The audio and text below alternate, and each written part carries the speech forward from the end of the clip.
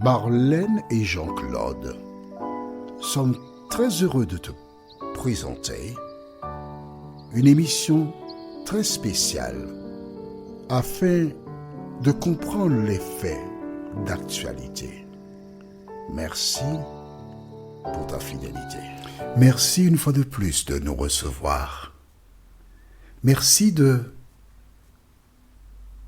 recevoir avec douceur la parole qui a été plantée en toi.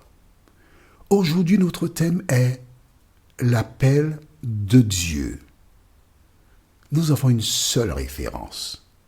Exode chapitre 3, versets 1 à 3. Exode chapitre 3, les versets 1 à 3. L'appel de Dieu. Avant d'aborder ce thème, recherchons la présence du Saint-Esprit. Notre Seigneur et notre Dieu, nous te disons merci pour ton amour. Merci pour la parole. Bien qu'elle soit présentée par toute espèce de personnes qui donnent des interprétations, notre joie, c'est de savoir que le Saint-Esprit éclaire et délivre toutes celles et ceux qui sont prisonniers. Merci de continuer de nous éclairer, Seigneur. Merci de nous conduire sur le chemin du salut. Nous t'avons prié au nom de Jésus et pour ta gloire éternelle. Amen. Notre thème de ce jour, notre thème, c'est l'appel de Dieu. Les enfants d'Israël étaient maltraités en Égypte. Dieu avait annoncé à Abraham qu'il serait assujetti pendant 400 ans, mais à la 4e génération, je les ferai sortir. Ils ne seront pas maltraités à toujours. Et je m'adresse à toi qui souffres d'injustice. Dieu se tient près de toi. Dieu désire ton salut et ton bonheur. Ce que tu endures, c'est pour un temps. Mais à un moment, l'Éternel s'occupe de toi. Et quand les jours sont arrivés, l'ennemi qui connaît le projet de Dieu partiellement, parce qu'il avait entendu Dieu dire à Abraham, tes descendants seront esclaves pendant 400 ans. Et il s'est compté. Bien. Quand les 400 ans approchaient, il a poussé Pharaon à mettre le peuple dans l'esclavage. Malgré cela, depuis un moment, il était esclave déjà. Mais à 400 ans, il a dit à Pharaon, écoute, tu sais quoi? Il faut dire aux sages-femmes de tuer tous les petits garçons qui naissent. Parce que le libérateur, ce sera un garçon. Mais Dieu a inspiré ces femmes à contourner l'ordre du roi qui laissait la vie aux garçons. Et lorsque le roi a vu que ça ne marchait pas, il a dit aux Égyptiens, au peuple même, prenez tous les petits garçons et jetez-les dans le Nil. Il y a des crocodiles, ils vont s'en charger, ils vont manger, ils seront de meilleure qualité. Dieu a protégé un petit bébé. Et Dieu s'est moqué du diable. Pourquoi? Parce qu'il permet que la fille du pharaon découvre le petit bébé dans une sorte de petit berceau sur le Nil. Elle le sauve, elle paie la maman du bébé pour l'élever. Il s'appelle Moïse, c'est elle qui donne le nom, pire, c'est elle qui donne le nom Moïse au bébé en question. Devenu grand, un jour il passe et il voit un Égyptien battre un Hébreu. Il a regardé à gauche et à droite et il a battu l'Égyptien jusqu'à ce qu'il meure. Il l'a enterré dans le sable et il est reparti. Le lendemain, quand il passe à nouveau, il voit 2 Hébreux qui se querellent. Alors il cherche à les raisonner et dit à celui qui a tort, mais pourquoi agis-tu de la sorte? Et ce dernier de lui dire, Comment? Qui t'a établi chef sur nous ici? Est-ce que tu as l'intention de me tuer comme tu as tué l'Égyptien que tu as caché dans le sable? Oh, Moïse a peur. La chose est connue. Moïse prend la fuite. Parce qu'il se dit que Pharaon l'apprendra. Une fois que c'est parti. Et Pharaon le fera tuer. Il s'en va, il arrive quelque part où il voit des femmes bergères sont molestées par des bergers. Le même Moïse qui a le sang un peu chaud, il décide de protéger les femmes et fait étaler ces vagabonds. Et quand le père apprend ce qui s'est passé, il dit, mais pourquoi vous ne l'avez pas emmené? On lui a donné à manger parce qu'il a cette fille, il n'a pas de garçon. Il s'est dit, voici la bonne affaire. Si un homme seul a pu faire fuir les voyous, mais il faut que je garde cet homme ici. J'ai cette fille-là. Mais non, je ne peux pas laisser l'homme partir. Et il décide de le faire venir. Et le contexte est intéressant. Les filles se font belles. Et Moïse manque d'affection, de tendresse, de douceur parce que sa maman est là-bas, en Égypte. Il est dans un pays éloigné. Et les yeux des filles sont tellement beaux. Paf! Il tombe amoureux d'une d'elles et il l'épouse. Et voici Moïse qui est habitué à vivre dans le palais de Pharaon. Il se trouve là, dans un désert. Et chaque jour, il lui emmène le troupeau de son beau-père.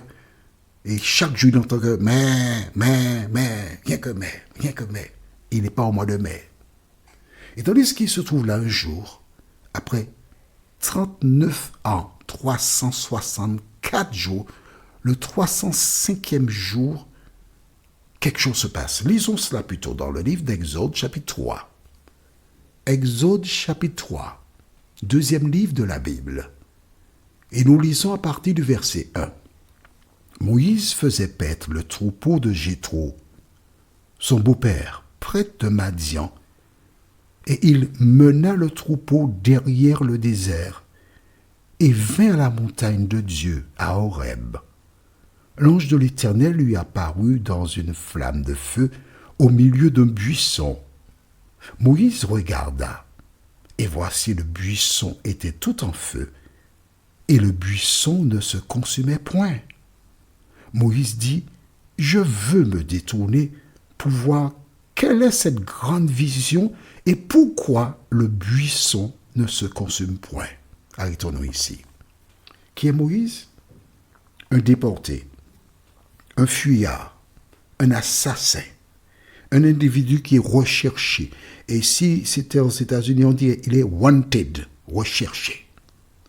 Un homme pour qui l'avenir n'a plus aucune valeur. Pour lui, il était avant dans les bibliothèques d'Égypte, et là, il est en compagnie de moutons qui ont l'art de s'égarer, et il doit aller les chercher, les veiller à ce qu'ils aient de quoi se nourrir. Et la vie est devenue monotone pour Moïse. Pas de joie, pas de paix. Il suit le coup. Il est comme toi, en fait. Mais bien sûr, tu as perdu l'espérance.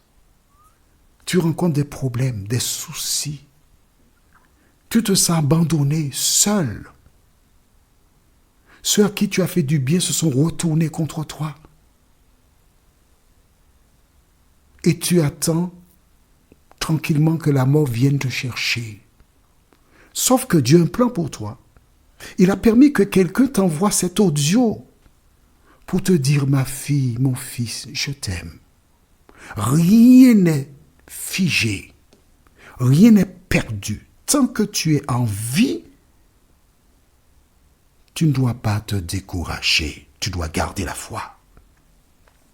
Qu'est-ce qui se passe?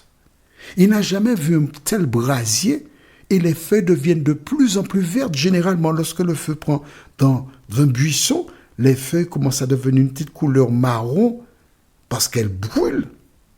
Il n'y a plus d'oxygène. Mais là, les feuilles deviennent de plus en plus vertes. Mais qu'est-ce que c'est? Il veut voir ce qui se passe.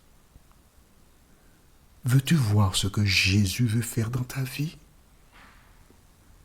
Veux-tu savoir que cet audio que tu entends là, ou que tu as commencé à entendre depuis quelque temps, c'est l'Éternel qui voudrait communiquer avec toi, qui veut échanger avec toi, qui voudrait te présenter le projet qu'il a pour toi en réserve. Notre prochaine étude te permettra de découvrir. Le thème, c'est quoi? J'ai entendu les cris. La référence, Exode 3, versets 4 à 7. Jésus a entendu tes cris, à toi aussi. Et c'est spécialement pour toi que nous verrons cela. J'ai entendu les cris, Exode 3, versets 4 à 7. Prions. Notre Seigneur et notre Dieu, merci pour la parole. Merci de nous réconforter. Merci de nous fortifier. Merci de nous vivifier. 39 ans de galère et des poussières. Et tu t'es présenté à cet homme éternel. Après 24 années, tu t'es présenté à Abraham pour lui demander de mettre en place la circoncision. Nous découvrons à travers ces différentes études que tu voudrais nous apprendre à être patients et à compter sur toi. Merci pour la parole, nous t'en prions. Au nom de Jésus et pour ta gloire éternelle. Amen. Que l'Éternel continue de te bénir et j'ai hâte de te retrouver. À très bientôt. Nous sommes parvenus au terme de notre réflexion. Si d'aventure tu as une question, il te suffit d'envoyer un message par le biais de WhatsApp au numéro suivant, plus 596 696 88 93 93. Et alors Jean-Claude, moi, je me ferai un réel plaisir de répondre à ta question.